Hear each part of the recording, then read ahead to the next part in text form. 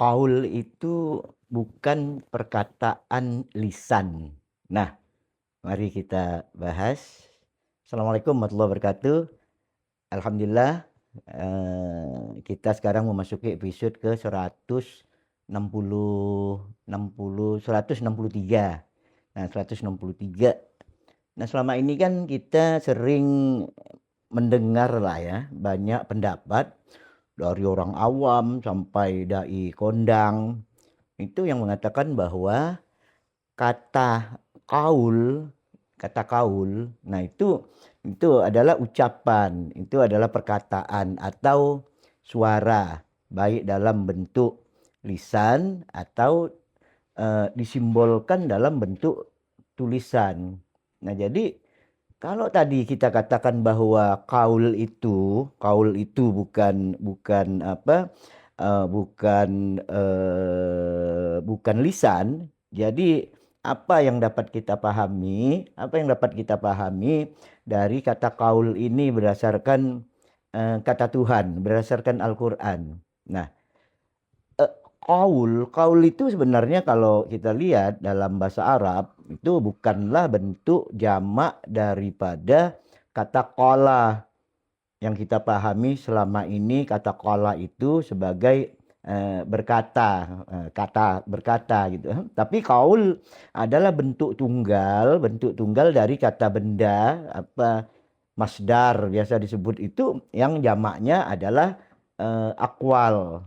Nah, jadi qaul berbeda dengan maknanya dengan qala, bukan tunggal dan jamak gitu. Nah, untuk memahaminya mungkin dalam bahasa Indonesia sulit ya. Tapi kalau kita ambil dari misalnya dalam ilmu tanda ya, dalam ilmu tanda itu qaul itu seperti apa yang dikatakan language benar nggak ya dalam bahasa Prancisnya itu kan, language dalam bahasa Prancis yaitu totalitas daripada totalitas heterogen dari sebuah ide potensial yang bersifat abstrak dalam subjek yang memiliki yang memiliki kapasitas dan kapabilitas. Nah, jadi qaul itu kalau kita pahami dengan bahasa Indonesia ya, qaul adalah ide yang memiliki kemampuan untuk menggerakkan sesuatu ya, ide untuk menggerakkan sesuatu secara sadar. Nah, ide untuk menggerakkan sesuatu secara sadar, baik sesuatu itu berada dalam dirinya sendiri maupun sesuatu itu ada di luar dirinya. Nah, jadi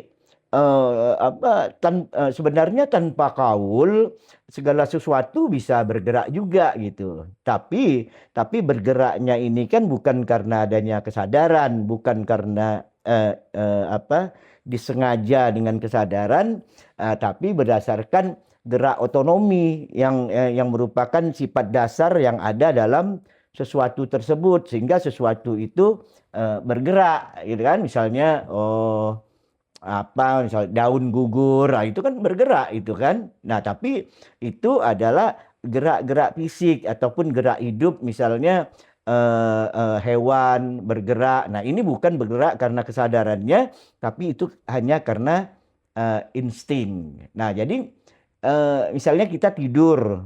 Nah, kita tidur ini kan fisik tubuh kita tetap bergerak. Ya kan? Fisik tubuh kita tetap bergerak, tumbuh, berkembang, ya kan? Sel-selnya, darahnya bergerak, jantungnya berdegup. Tapi itu bukan dikendalikan dengan kesadaran kita. Artinya sadar nggak sadar, barang-barang itu dia tetap bergerak gitu. Nah, jadi gerak-gerak itu ada yang disebabkan oleh gerak karena kehidupan, ada yang bergerak karena memang sistem mekanik di dalam benda tersebut. Nah, ini bersifat otonom. Nah, artinya tanpa kesadaran pun yaitu bergerak. Nah, ibaratnya jika kita tidur kan, Kalau kita tidur kan tangan kita bisa kemana-mana, malah ada yang tidur berjalan, ada yang kakinya naik ke muka temennya kalau tidur bareng gitu kan. Nah, ini tanpa sadar tapi dia bergerak gitu. Nah, tapi ketika kita bangun, kita kan dapat mengendalikan gerak-gerak itu atau kita dapat menggerakkan tersebut dengan otonomi kesadaran yang ada pada diri kita. Nah, jadi kita memiliki otonomi dengan kesadaran yang kita miliki itu ya kita mampu menggerakkan sesuatu. Nah, itu namanya kemampuan namanya qaul. Nah, kemampuan qaul ini bisa dilakukan terhadap sesuatu sebagai contoh tadi kan yang ada di dalam diri kita gitu kan. Tapi bisa juga qaul ini mengendalikan gerak yang ada di luar dirinya. Nah, hal ini berlangsung tentu karena adanya relasi, berarti tergantung relasi tergantung kapasitas dan kapabilitas masing-masing benda tersebut dalam berelasi. Nah, ini kalau ada ini kalau di luar dirinya. Nah, contohnya misalnya hipnotis atau kemampuan seseorang menggerakkan benda tanpa menyentuh benda tersebut. Nah, ini kan kemampuan-kemampuan yang ada yang di dalam Al-Qur'an digunakan istilah namanya potensi qaul. Nah, dari makna qaul inilah ya, dari makna qaul inilah kita dapat memahami ayat yang kemarin sering kita sebut, yaitu ayat faiza qada amran fa iza qada amran fa innama yaqulu lahu. Nah, di sana dikatakan faiza qada amran fa innama yaqulu lahu. Nah, ketika telah dilakukan, telah selesai di qada amran, artinya ditetapkan hukum-hukumnya terhadap benda-benda partikel elementer itu, terus Allah berqaul kepada amran. Makanya dikatakan yaqululahu. Nah, dikatakan yaqululahu sebab apa? Nah, kata hu di sini kan adalah dhamir kan, kata hu ini dhamir dhamir kata ganti. Nah, kata ganti yang merujuk pada amran tersebut. Nah, jadi udah punya gambaran ini kan. Nah, jadi ayat ini menyatakan bahwa Ahad telah menetapkan hukum-hukum wujud objektif, hukum-hukum objektif pada partikel-partikel elementer. Nah, ini kemarin kan sudah kita bahas. Nah, kemudian maka Ahad berqaul kepada partikel-partikel itu untuk memulai proses. Ya, nah, untuk memulai proses inilah yang disebut dengan kalimat kun fayakun. Nah, ini dengan kalimat kun fayakun. Jadi konsep untuk mulai berprosesnya itu dikatakan kun, kemudian prosesnya itu ditunjukkanlah dengan adanya proses yang di dalam Al-Qur'an disebut yakun, to be di dalam bahasa Inggris, ya menjadi, berproses gitu. Nah, jadi kun fayakun itu bukan kata-kata, bukan ucapan-ucapan sebagaimana yang dikatakan oleh teman-teman biasa kan, Allah mudah saja, tinggal ngomong doang katanya kan, tinggal ngomong kun aja jadi katanya. Nah, ini kan sering nih kita bahas. Nah, makanya dikatakan kun fayakun. Nah, huruf ya pada kata yakun itu ya sangat jelas, itu merujuk pada entitas amran. Nah, entitas amran inilah yang mengalami proses menjadi.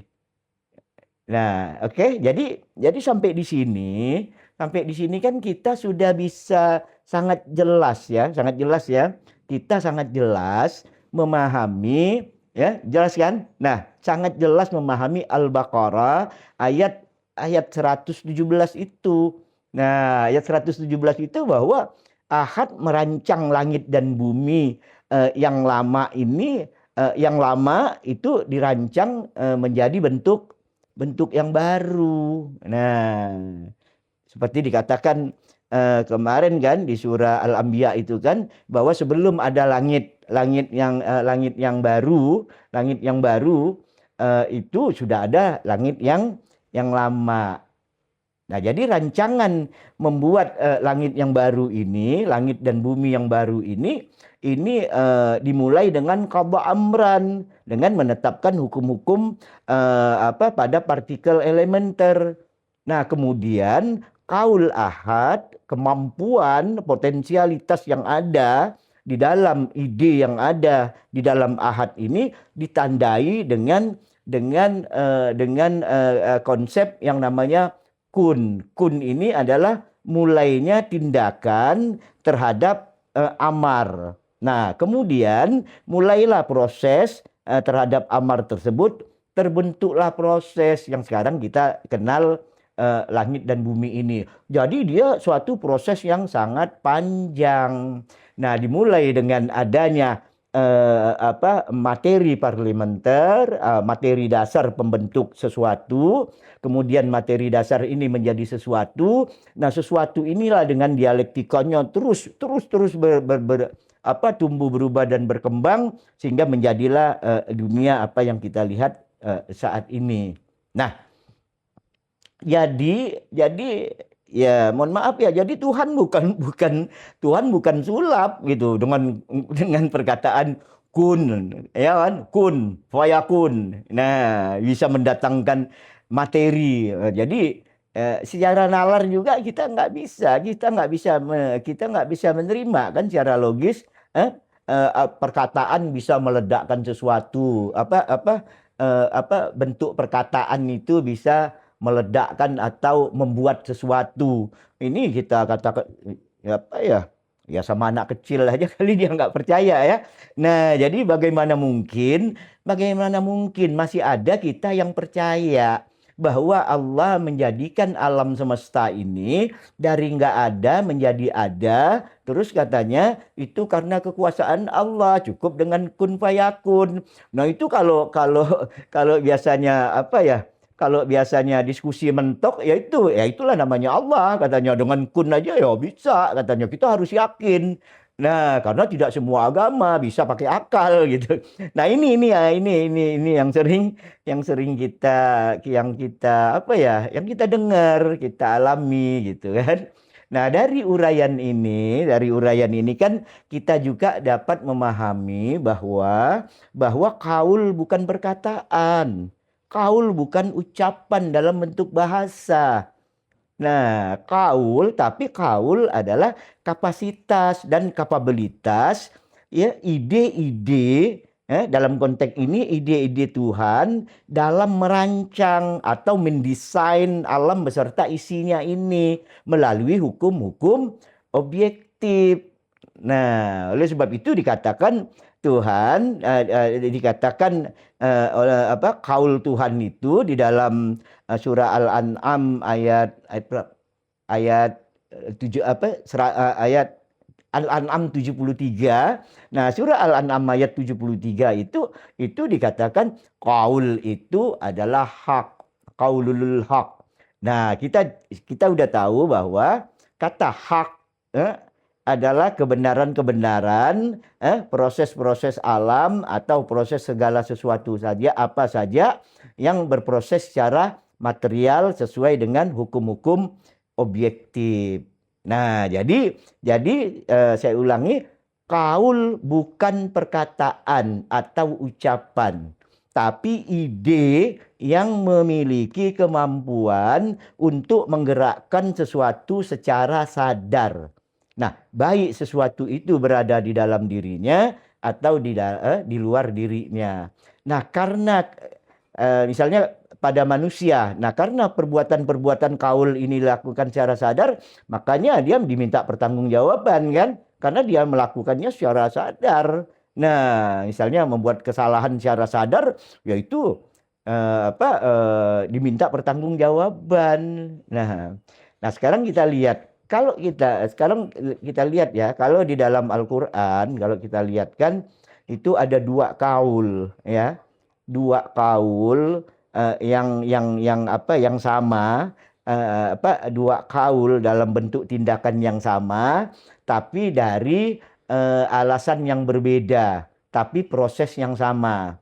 Nah, pertama ya kan ada dua nih, ada dua jenis kaul ini kan. Pertama kaul terhadap amran, yaitu kaul penetapan, yaitu penetapan terhadap partikel elementer. Sehingga partikel elementer tadi membentuk yang namanya sesuatu, syai. Nah, syai ini adalah hasil formasi, hasil gabungan, hasil daripada senyawa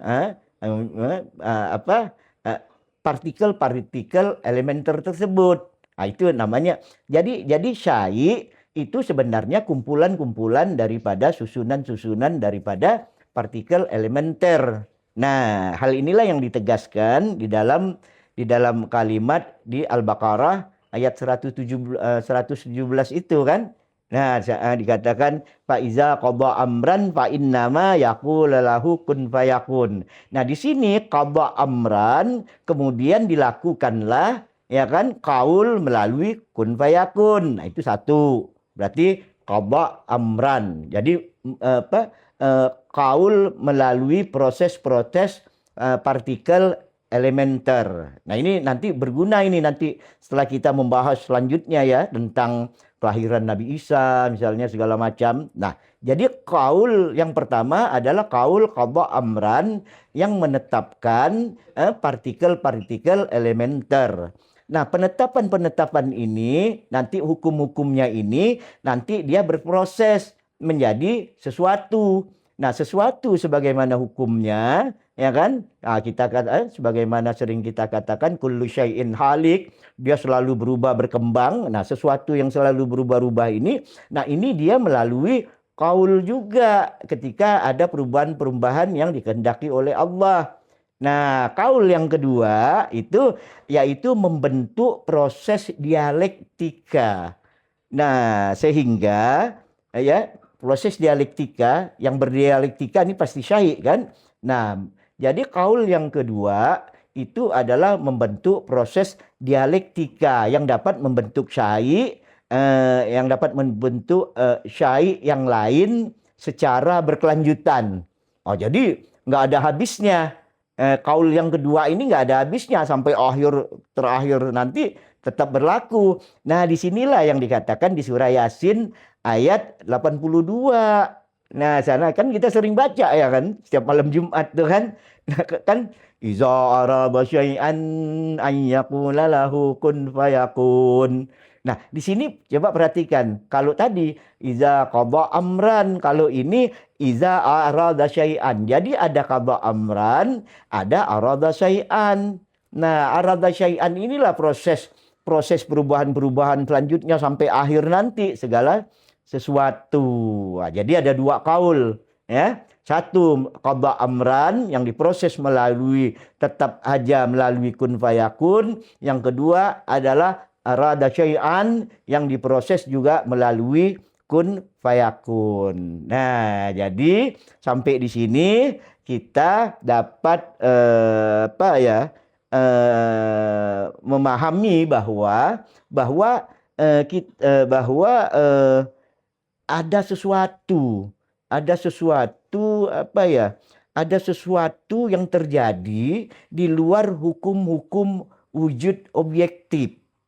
Nah, jadi maksud saya adalah ada sesuatu yang terjadi di luar hukum-hukum wujud objektif, yaitu kehendak di ruang penciptaan yang dimulai dengan qada amran tadi. Nah, ada juga yang ada di dalam hukum-hukum objektif, tapi dua-duanya melalui proses objektif, yaitu qaul dengan proses kun fayakun. Nah, jadi jangan heran Allah tidak mengenal kata mukjizat. Di dalam Al-Quran nggak ada kata mukjizat. Baik kepada Nabi Musa, kepada Nabi Nuh, Nabi Ibrahim, atau Rasulullah Sallallahu Alaihi Wasallam, Allah tidak pernah mengatakan itu adalah mukjizat, ya kan? Kata Tuhan itu adalah ayat. Nah, yang mengatakan mukjizat itu orang, kata Tuhan, bukan Tuhan.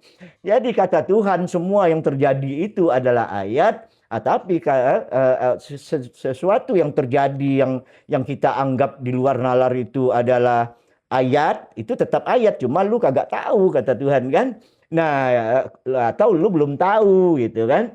Nah, tapi kita langsung mengatakan bahwa wah itu mukjizat, nggak bisa dicapai oleh akal pikiran kita. Nah, jadi semuanya tunduk pada hukum wujud objektif. Dapat dinalar, dapat dipikirkan, dapat dipahami. Nah, masalah hari ini kita belum dapat atau tidak dapat atau enggak akan dapat, itu urusan lain. Tapi Allah memberikan segala sesuatu pasti bersifat objektif. Nah, demikianlah, mudah-mudahan dimengerti. Nanti kita akan lanjutkan episode selanjutnya, rangkaian-rangkaian proses bagaimana alam semesta ini jadi. Nah, sampai sekian, mudah-mudahan dimengerti. Assalamualaikum warahmatullahi wabarakatuh.